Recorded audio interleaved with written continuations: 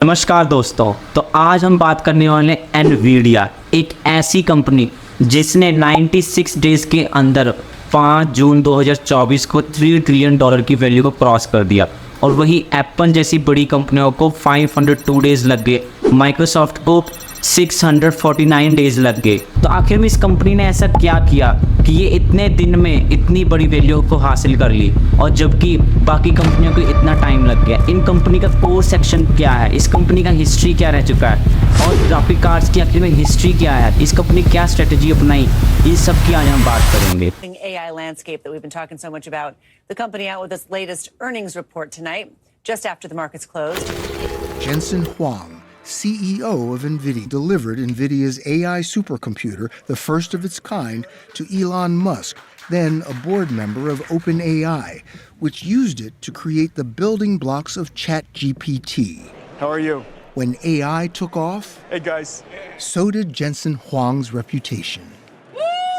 तो कंपनी के को फाउंडर एंड सीईओ जेनसेन हुआंगसांग, जो कि ताइवान अमेरिकन सिटीज़न हैं, 1963 को ताइवान से मूव कर जाते अपनी फैमिली के साथ यूएसए में, और 1983 में अपनी इलेक्ट्रिकल इंजीनियरिंग पूरी करने के साथ दो दोस्तों के साथ मिलकर $40,000 की इन्वेस्टमेंट के साथ एनवीडिया ने भी कंपनी स्टार्ट करते हैं। और दोस्तों, इस कंपनी के नेम में ही एक अलग इनोवेशन छुपी है। जैसे एनवीडिया के एनवी जो है नेक्स्ट वर्जन से लिया गया है, जो वीडिया है वो एक ग्रीस गॉड है इनवीडिया नेम से, उनसे लिया गया है, जिसका मीनिंग है एनवी, ये जेलेसी। तो इस कंपनी ने आखिर में ऐसा नाम क्यों चूज़ किया? तो इस कंपनी ने अपने कॉम्पिटिटर्स को एक जेलेसी की तरह, ताकि एक अलग स्टैंडर्ड में एक प्रोडक्ट बनाने वाले हैं, उस तरह की एक जेलेसी फील कराने के लिए एक ऐसा नेम चूज़ किया।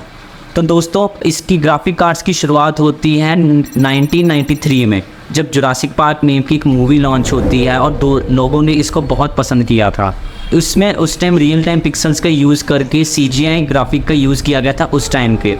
बट आने वाले टाइम में CGI इतने ज़्यादा सपोर्टिव नहीं थे आने वाली टेक्नोलॉजी में लेके, और इसके बाद क्या था, ग्राफिक कार्ड्स की बहुत ज़्यादा डिमांड में बढ़ने लग गई थी। तो इसको देखते हुए 1995 में एनवीडिया अपना पहला प्रोडक्ट सेगा के साथ मिलकर लॉन्च करती है NV1, जिसका कोर सेक्शन था 2D 3D और क्वाड्रेटिक टेक्सचर मैपिंग था। बट ये मार्केट में इतनी अच्छी जगह नहीं बना पाया। देन आता है रीवा 128, जिसको उन्होंने 2D 3D का ही कोर सेक्शन रखा, बाकी सारी चीज़ें हटा दी। ये मार्केट में पिछले प्रोडक्ट के मुताबिक अच्छी स्पेस बना पाता है। तो पहले समझते हैं कि ग्राफिक कार्ड्स एक्चुअल में होते क्या हैं। तो सिंपल भाषा में कहा जाए तो ग्राफिक कार्ड्स वो चीज़ है कि अगर आप स्क्रीन में किसी चीज़ को देखना चाहते हैं तो उसको देखने के लिए कितने पिक्सल्स लग सकते हैं। पिक्सल्स में पॉलीगन्स में भी हो सकते हैं, क्वाड्रेटिक में भी हो सकते हैं। तो अगर नॉर्मल स्क्रीन की बात की जाए तो 720 की नॉर्मल स्क्रीन के लिए 1 मिलियन पिक्सल्स लग जाते हैं। तो ग्राफिक कार्ड्स का मेन काम यही होता है दोस्तों। देन आता है ईयर 1998, जब एनवीडिया अपना GPU यानी ग्राफिक प्रोसेसिंग यूनिट GeForce 256 को लॉन्च कर दिया। इसके आने के बाद गेमिंग PC की दुनिया ही पलट गई। इसके आने के बाद विजुअल इफेक्ट्स, लाइट इफेक्ट्स सब हम अपनी मर्जी की से अपने हिसाब से कर सकते थे। अब ग्राफिक प्रोसेसिंग यूनिट क्या है? एक CPU का ही पार्ट है। अब CPU और ग्राफिक प्रोसेसिंग यूनिट दोनों को समझते हैं।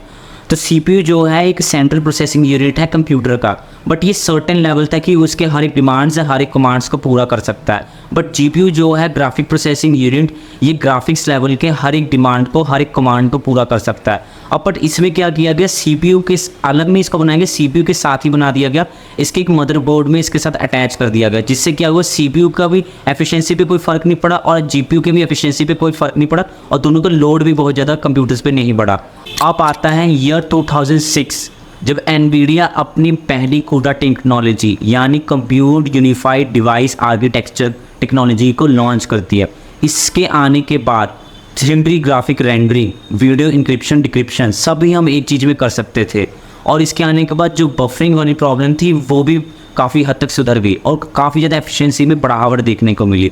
और ये इसके आने के बाद एक ये भी चीज़ हुई कि जो GPUs एक हॉरिजॉन्टल लेवल पे काम करते थे वो पैरेलली काम करने लग गए। अब कैसे, अब हॉरिजॉन्टली और पैरेलल में फ़र्क समझते हैं। जैसे हॉरिजॉन्टली में क्या हुआ, पहले किसी एक टास्क को पूरा होने के बाद देन दूसरे टास्क पे जाते थे, देन थर्ड टास्क में जाती थी। अब पैरेलल में क्या हुआ, तीनों चारों टास्क हम एक ही साथ कर सकते हैं। इससे कि एफिशिएंसी में बहुत ज़्यादा फ़र्क पड़ गया, और जो उनकी बफरिंग वाली प्रॉब्लम थी वो भी काफ़ी ज़्यादा उसमें सुधार देखने को मिल गया। बट इसका मतलब ये भी नहीं है कि एनवीडिया ने कभी अपनी कोई फेलियर्स नहीं देखे। 2010 में एनवीडिया अपनी टेग्रा लाइन चिप्स के थ्रू स्मार्टफोन में एंट्री करने की कोशिश करती है, बट बहुत बुरी तरह से फेल हो जाती है, फिर बहुत जल्दी इससे बाहर आ जाती है। देन आता है 2018, जब एनवीडिया अपनी GeForce RTX 2080 को लॉन्च करती है। बट इसके आने के बाद क्या फ़र्क पड़ता है, उससे पहले GTX वगैरह भी तो बहुत चल रहे थे, बट इसमें फ़र्क ये पड़ता है कि इसके आने के बाद हम आर्किटेक्चरल विजुअलाइजेशन, रिसर्च विजुअलाइजेशन, ये सब हम कर सकते थे। जो हम सिर्फ अपने माइंड के अंदर थिंकिंग कर सकते थे, वो एक्चुअल में हम ग्राफिक्स के थ्रू कर सकते थे। तो इसके थ्रू क्या हुआ, बड़ी बड़ी रिसर्च में जो ग्राफिक्स की यूज़ चाहिए वो सारी चीज़ों का भी इस्तेमाल किया जा सकता था। अब आप सोच रहे होगे कि जो भी कंपनी की मैंने बात की वो सारी ग्राफिक कार्ड्स के अगल बगल ही है, तो आज के ज़माने में ग्राफिक कार्ड्स की इतनी क्या ज़्यादा डिमांड बढ़ गई है कि कंपनी में एकदम से बूम आ गया है। तो मैंने आपको एक थोड़ा टाइम पहले CUDA टेक्नोलॉजी के बारे में बताया था। जब CUDA टेक्नोलॉजी इंट्रोड्यूस कराई गई थी एनवीडिया के थ्रू, तो उन्होंने सिर्फ इसको गेमिंग तक ही इंट्रोड्यूस नहीं रहने दिया, इसको एक्सपेंड कर दिया इन्होंने हार्डवेयर्स तक भी। तो ये समझते हैं इनके सेगमेंट्स के थ्रू। तो इनका 52% का जो सेगमेंट है वो ग्राफिक कार्ड्स का है, और 48% का जो है वो है कंप्यूटर्स एंड नेटवर्क्स में। अब कंप्यूटर एंड नेटवर्क्स में क्या जाते हैं, डेटा सेंटर्स और हार्डवेयर वाली चीज़ें आ जा सकती हैं। अभी टाइम पे देखा कि जब भी कोई न्यू टेक्नोलॉजी आती है तो उसके लिए कंपैटिबल हार्डवेयर की जरूरत होती है। जैसे क्रिप्टो करेंसी का जब हाइप आया था 2015-16 में, तो उस टाइम पे भी बहुत ज़्यादा ग्राफिक कार्ड्स की डिमांड पड़ गई थी। तो आप सोच रहे हो कि जब क्रिप्टो करेंसी की अब चली गई डिमांड, तो फिर अब की इतनी ज़्यादा ग्राफिक कार्ड्स की इतनी हाइप देखने को मिल रही है। तो इसका जवाब है हेल्थ केयर।